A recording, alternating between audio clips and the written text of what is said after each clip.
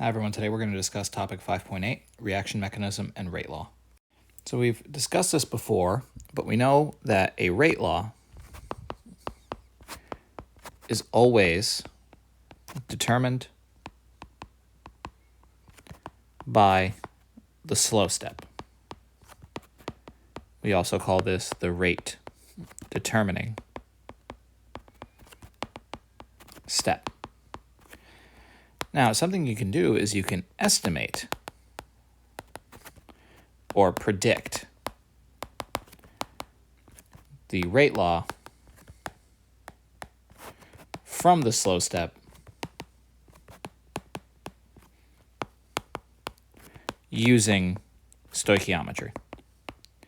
Now, I've mentioned before that you can't absolutely say that the stoichiometry will determine the rate. You can't actually do that. The only way you can really actually know the rate law is by doing experimental data. But we can estimate or predict the rate law from the slow step using its stoichiometry. And essentially what we're doing is we assume stoichiometry equals order. Then, and this is important, we use experimental data to verify or reject the prediction. So we can just estimate that if I, for example, have 2 of something reacting to make something else, that the order is going to be 2. That isn't necessarily true, and in a lot of cases it's not going to be true, but we can predict that and then do some experimental data, do some experiments, and then verify or reject whether or not the prediction was true. So let's look at this reaction mechanism and determine if it's actually plausible. We have 3 steps. The first step is H2 plus NO makes H2O plus N, and that's the slow step. The second step is that the N that you make in the first step reacts with more NO to make N2 and O. That step is fast. Then the O that you have in that second step that you make gets immediately used in the third step by reacting with H2 to make H2O. We can think of the overall reaction if we just add these together. My overall reaction is that I have 2H2. My N's cancel out, so N is an intermediate. My O's cancel out, and so O is also an intermediate.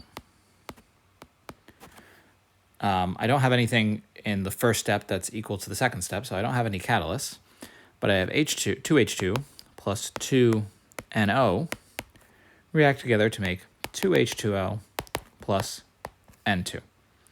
And so that's the overall reaction. And so if I'm going to estimate, or not even estimate, but predict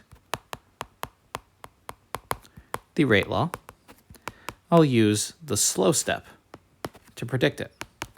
And so for that, I see rate is equal to some constant K, and then I should just put down what's in the reactants.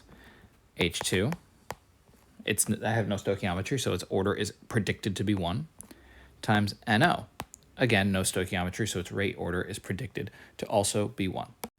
And so this is theoretically what we should be getting if we predict what the rate law is. Now, if you actually do this experiment, the experimental rate law is the following. Rate equals K, concentration of H2, times concentration of NO squared. So in reality, the entire reaction is third order, and it's second order with respect to NO. And so what we can say is that our predicted mechanism is invalid. Sometimes there are cases where your mechanism will match what you predict. It'll match the theoretical, which is just by using the stoichiometry. Oftentimes, though, like in this example, you can predict the rate law, but experimentally, you're not actually getting that rate law. And so you may see some problems in AP Classroom where you're asked to predict the rate law using the slow step, which is what you do here. Then it will give you an actual rate law and then ask you to describe it in some way. In this case, we would describe this mechanism as invalid.